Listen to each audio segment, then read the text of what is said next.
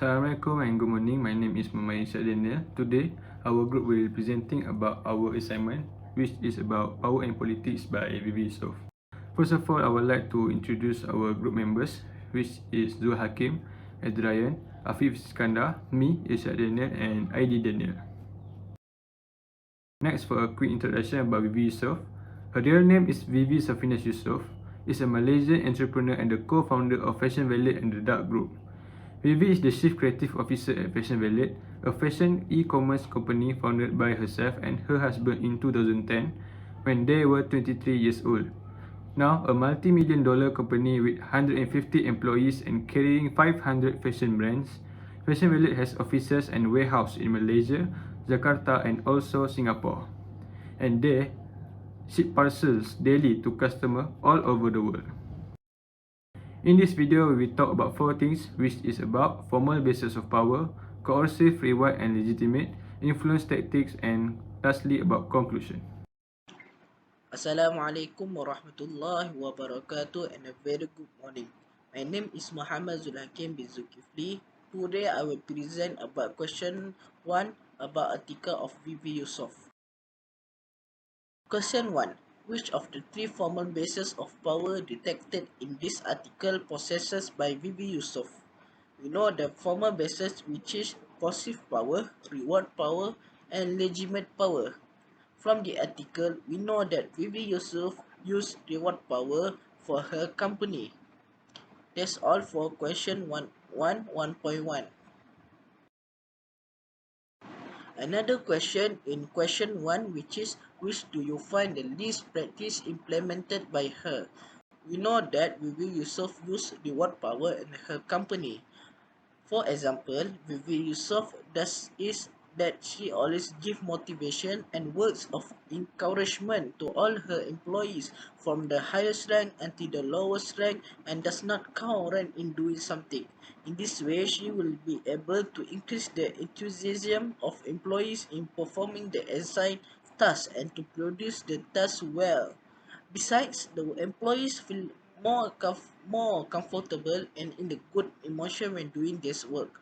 Another example, she will also appreciate her employees when they finish doing a task. She will give appreciation to her employees and even just with a word good job to her subordinate after finishing the work. The last example, which is she also always give proper guidance to her employees after completing the assigned task. She will never let her employees stay in the same position but will always improve the quality of work and of each of her employees. They can make each employees able to add knowledge to improve the work they want to do. Furthermore, each employees can teach new employees without any mistake and will guide them truly. That's all for me. Thank you. Question number 2. Distinguish between coercive reward and legitimate power. Which approach seems to be most effective? First of all, reward power. Reward power can be gained from one's capacity to reward compliance. When someone is rewarded or might receive a potential reward such as through recognition, a good job assignment, a pay rise, or additional resources to complete a job. Reward often comprise financial remuneration. They can also be intangible as well, such as verbal approval, encouragement, and praise. Besides that, there is coercive power. Coercive is the opposite of reward power. It is the ability of the power holder to remove something from person or to punish them for non-conforming with a request. Coercive power could take form of threatening strike action by a labor union, the threat of preventing promotion or transfer of subordinates for poor performance. It could be a threat of litigation. It could be a threat of non-payment. It could be a threat to go public, and it could even be a threat of physical injury. Hello everyone, my name is Afif Skandar and today we are going to be answering question regarding the most frequently utilized influence tactic, which is the rational persuasion. So some of you might be asking, what is an influence tactic and what in the world is rational persuasion?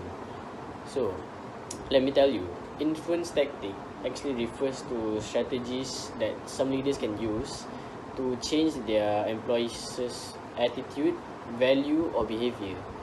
The actual tactics that leaders use vary according to the situation and desired outcome. So for example, some middle management leaders can use different tactics such as consultation and inspirational appeal to influence their superiors, co-workers and subordinates. So moving on, rational persuasion, as mentioned, refers to an action of using prominent data, precise facts, and logical arguments to try to convince others that your POV or point of view is the best opinion.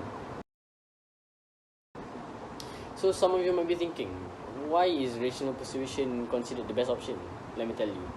This is because rational persuasion actually uses logical arguments, factual evidence to explain and justify themselves that their opinion or perspective is the most logical alternative. So let me give you an example. An experiment was carried out where people were lining up at a supermarket cashier like an everyday situation, and another person that joined the line asked if he could skip the line. It would work occasionally, but without getting a valid reason, the success rate to jump the queue is highly unlikely. Instead, if the line skipper, he maybe said, "May I go to the head of the line since I need to catch the next bus?" Surprisingly, this would give a much more successful rate of jumping the queue, due to the fact that using reasons, which actually shows the good usage of good rational persuasion.